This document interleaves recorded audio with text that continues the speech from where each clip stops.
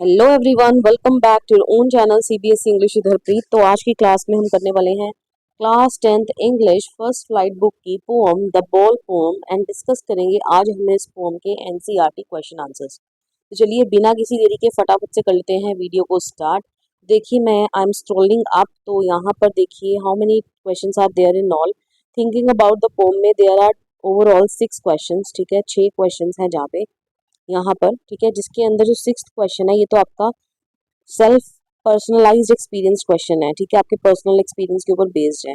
Okay, और ऐसे question आपके एग्जाम में आते नहीं है लेकिन स्टिल वी डिस्कस देम, ये ऐसे क्वेश्चन सिर्फ डिस्कशन के लिए होते हैं। तो इन पांचों क्वेश्चन के 6 क्वेश्चन के आंसर जो है आपके लिए फ्रेम कर दिए हैं बहुत ही सिंपल लैंग्वेज में। तो चलिए बिना किसी देरी के फटाफट से कर लेते हैं इनको discuss. Let me quickly switch the screen for you.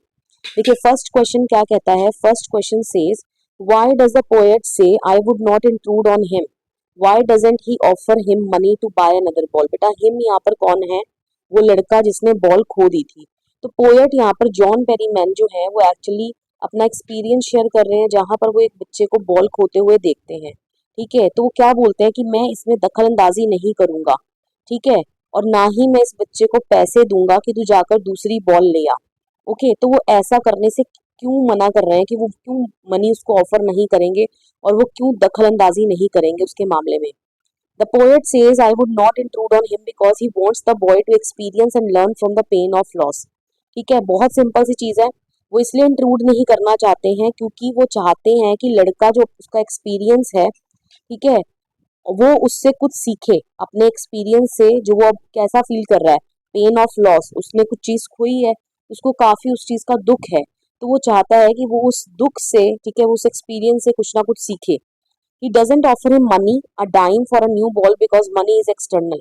अब वो पैसा इसलिए ऑफर नहीं करते हैं, डाइम यहाँ पर बहुत छोटी सी कीमत है बच्चे, किसी करेंसी की, ठीक है। तो वो कह रहे हैं मामूली सा छोटा सा अमाउंट भी मैं उसको न्यू बॉल खरीदने के लिए ऑफर नहीं करता हूँ। क्यों करते हैं वो, क्यों, क्योंकि उनके हिसाब से मनी क्या है, एक्सटर्नल है। बेटा what do you mean by money is external, वो आगे की लाइंस में एक्सप्लेन किया हुआ है। Okay, a new ball cannot replace the memories and emotional attachment the boy had with the old one, making a replacement worthless in that moment. Okay, clear. तो जो new ball है, कहने का मतलब पैसे के अंदर इतनी ताकत है, पैसा जो है वो नया फिजिकल ऑब्जेक्ट तो खरीद देगा, लेकिन जो उस फिजिकल ऑब्जेक्ट, जो पुराना फिजिकल ऑब्जेक्ट चला गया, जो उससे रिलेटेड यादें हैं ना, वो कभी वापस आने वाली नहीं है, वो मेमोरीज कभी वापस आने वाली नहीं है। ओके, तो यहाँ पर देखिए वही लिखा है कि न्यू बॉल जो है वो रिप्लेस नहीं कर सकता मेमोरीज को, ठीक है, इमोशनल अटैचमेंट जो उस लड़के की थी उस पुरानी बॉल के साथ, ठीक है, जिसके कारण जो रिप्लेसमेंट है ये क्या हो जाएगी, वर्थलेस हो जाएगी। वर्थलेस मतलब यूजलेस हो जाएगी in that moment. Okay clear. चलिए सेकंड क्वेश्चन की ओर बढ़ते हैं। Staring down all his young days into the harbour where his ball went, do you think the boy has had the ball for a long time, is it linked to the memories of the days when he played with it. तो ये जो line है ये आपकी pome में से ली गई है, ठीक है। स्टेयरिंग डाउन मतलब वो देख रहा है अपने सारे यंग डेज, ठीक है, हार्बर में डूबते हुए, ठीक है, हार्बर में जाते हुए। ओके, तो क्या आपको लगता है कि बॉय के पास वो बॉल जो थी लंबे समय से थी, और क्या ये बॉल जो है वो लिंक्ड थी किससे, उसकी memories of the days when he played with it, लगी जब उन दिनों से जब वो उस बॉल के साथ खेला करता था। ओके, हाँ तो बिल्कुल yes the boys seems to have had the ball for a long time, ठीक है, हाँ हमें बिल्कुल ऐसा लग रहा है कि बॉय के पास बहुत लंबे समय से बॉल थी। The phrase all his young days shows that the ball was closely connected with his childhood and happy memories, ठीक है। तो ये जो फ्रेज यूज हुआ है ना, ऑल हिज यंग डेज, ठीक है, वो अपने सारे यंग डेज को देख रहा है हार्बर में जाते हुए। तो ये जो ऑल हिज यंग डेज है ना, कहने का मतलब ये क्या है, इसी से पता चल रहा है कि वो बॉल के साथ क्या था, काफी क्लोजली कनेक्टेड था।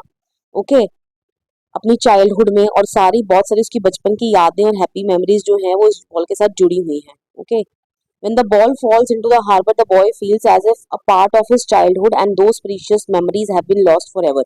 तो जब बॉल जो है हार्बर मतलब जो बंदरगाह, ठीक है, जहाँ शिप्स को डॉक किया जाता है, ठीक है, जब उस हार्बर में चली जाती है तो बॉय को ऐसा लगता है कि उसकी चाइल्डहुड जो है ना, उसका जो बचपन का कोई कुछ हिस्सा है, कोई पार्ट है, जो प्रीशियस मेमोरीज हैं, यादें हैं उसके बचपन की जो उस बॉल के साथ अटैच थी, वो उससे सदा के लिए दूर चली गई हैं। ओके, तो he is not looking at the loss of ball mere as a looking at a loss of ball mere as a loss of physical object, ठीक है, बोले कि फिजिकल ऑब्जेक्ट उससे दूर नहीं हो रहा है, उससे क्या दूर हो रहा है, उससे उसका पूरा वर्ल्ड, उसकी दुनिया, उसकी मेमोरीज, उसकी यादें, सब कुछ जो उस बॉल के साथ कनेक्टेड थी वो सभी उससे दूर हो रही है।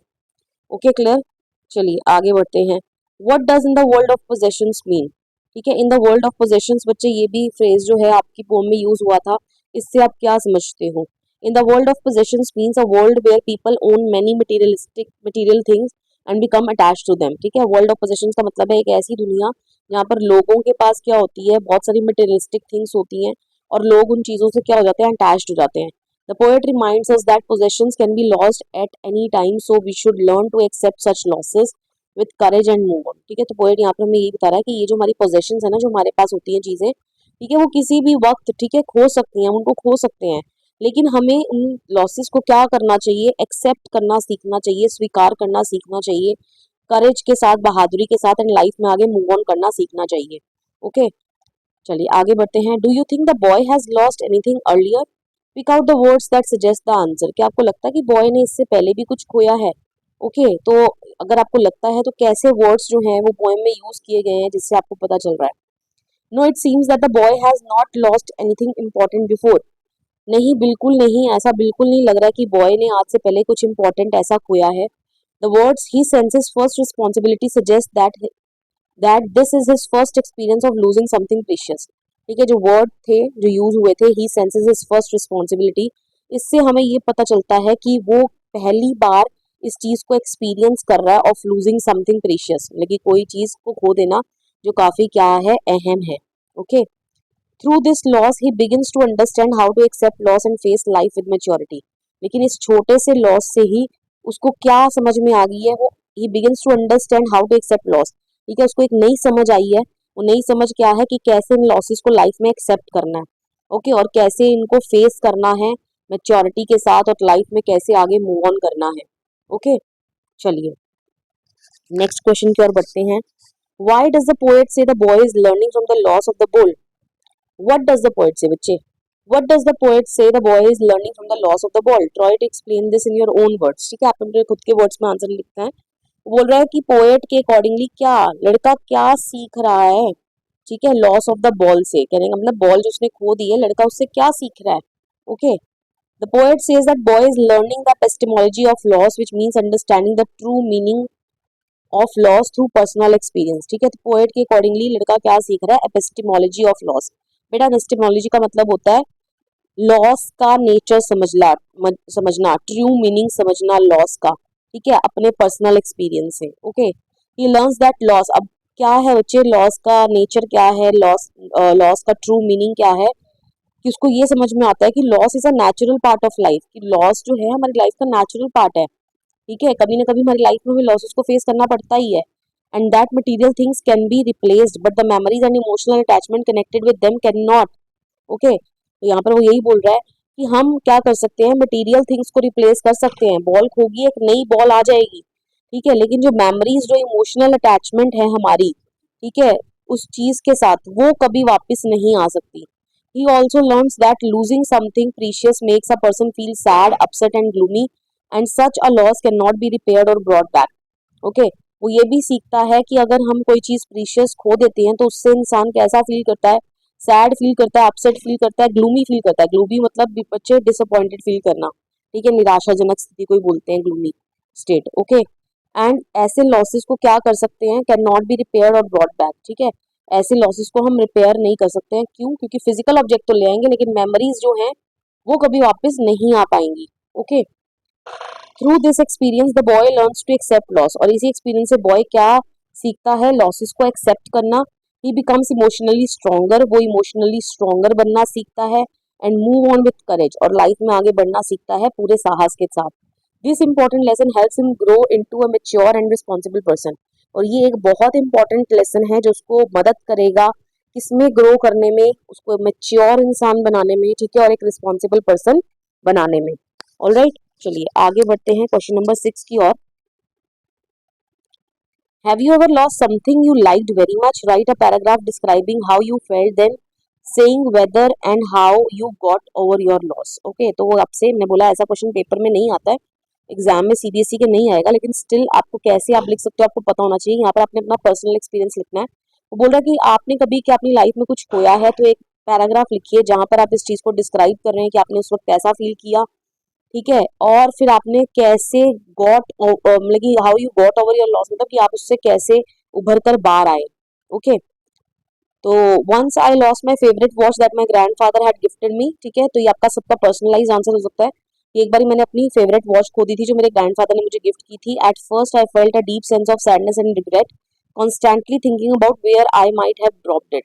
ओके, तो पहले मैं बहुत ज्यादा निराशाजनक फील कर रहा था, ठीक है, और मैं कॉन्स्टेंटली मतलब कि कॉन्टिन्यूसली यही सोचे जा रहा था कि मैंने उसको कहाँ पर गिरा दिया होगा। However, over time, I realized that while the watch was gone, the love and memories associated with my grandfather stayed with me. ठीक है, फिर उसको ये लगा कि नहीं, मेरी वॉच भले ही चली गई है लेकिन जो मेरा लव, जो मेमोरीज हैं, ठीक है, वो मेरे ग्रैंडफादर के रूप में वो भी मेरे साथ हैं। I eventually got over the loss by accepting that material things are temporary. मेरे को ये चीज समझ आई, इस लॉस ने मुझे ये सिखाया कि मटेरियल थिंग्स क्या होती हैं, टेम्परेरी होती हैं। Okay, and I became more careful with my belongings in future. ठीक है, और मैं और ज्यादा आने वाले फ्यूचर में अपनी चीजों को लेकर और ज्यादा क्या हो गया, केयरफुल हो गया, क्योंकि मैंने ये चीज को ऑब्जर्व करा। यहाँ पर आप ऐड कर लेना कि मैं दूसरी वॉच तो लेकर आ सकता था लेकिन जो लव, जो मेमोरीज, जो मेरी यादें उस ओल्ड वॉच के साथ एसोसिएटेड थी, मैं उनको कभी वापस नहीं ला पाऊंगा। ठीक है, this thing I realise, that is why from that day I started valuing all the materialistic things that I possess, ठीक है, इन माई लाइफ। तो तभी से मैंने सभी चीजों को वैल्यू करना शुरू कर दिया जो भी चीजें मेरे पोजेशन में है। ऑलराइट, तो बच्चे यहाँ पर आपके सभी क्वेश्चन आंसर जो है वो कवर हो गए हैं। With this I come to end of this video. Video पसंद आया हो वीडियो को लाइक करिए, शेयर करिए, कमेंट करके बताइए वीडियो आपको कैसा लगा, and please don't forget to subscribe your own channel CBSE English with Preet. मिलते हैं नेक्स्ट वीडियो में। Till then bye bye and take care of yourself.